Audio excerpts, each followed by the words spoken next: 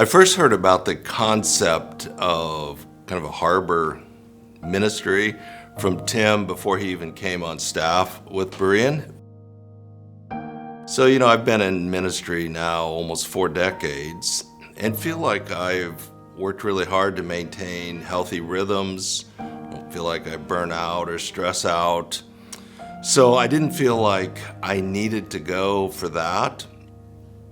But I was very supportive of what Tim was doing. I'd seen a lot of the collateral damage in ministry, and I felt like the best way to understand it was to get involved and to be part of it. So then a week before the Rogue event, everything really changed. So I had open heart surgery when I was 39. It was a fairly complex surgery, and everything went well for about 10, 11 years, but then my aortic valve started leaking, and my cardiologist had said it's pretty obvious there's going to have to be a second surgery. I could tell by the way he was talking to me, he was pretty concerned, and it felt like this was probably the time. So that really changed my frame of mind. I began to think about Patty, and I began to think about the girls, and I began to think about the church, trying to process a little bit of why it has to be this way, and just the impact of all that.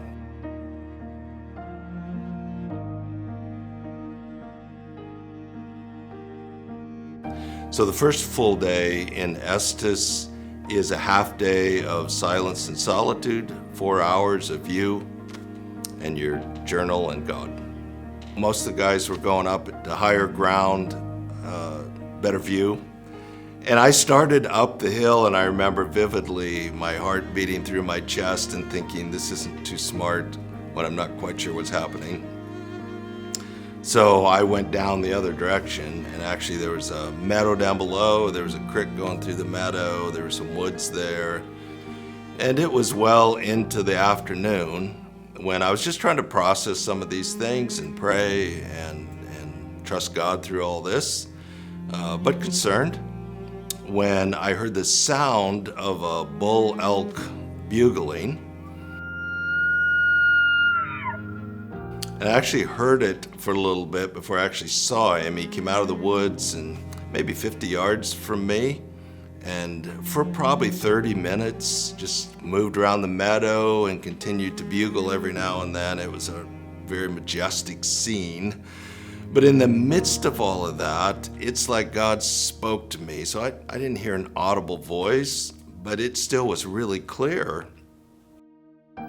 So every time you're tempted to worry and be fearful and anxious about the everyday stuff of life, the birds remind you that God will take care of you. He's promised. About 2 months before that, I had preached a sermon from the Sermon on the Mount where Jesus said, if I take care of the birds of the air and the lilies of the field, can't you trust me to take care of you? And all that came back, and it's as if God was saying, Bryan, do you believe what you preach? So to this day, I have a picture by my desk of that elk and another one engaged in a fight that just reminds me of God's faithfulness, of the lesson I learned there, and that no matter what I face, I just need to trust Him. It would be meaningful for me to let the people of Lincoln Berean know that whether they understood this or not, they have been a part of making it possible for Harbor Ministry to have this kind of an impact, not only in my life, but people around the country. And one of the things we want to do is celebrate what God has done, not only here, but all over the country. And it's because of faithful people here at Lincoln Bryan that that's been made possible.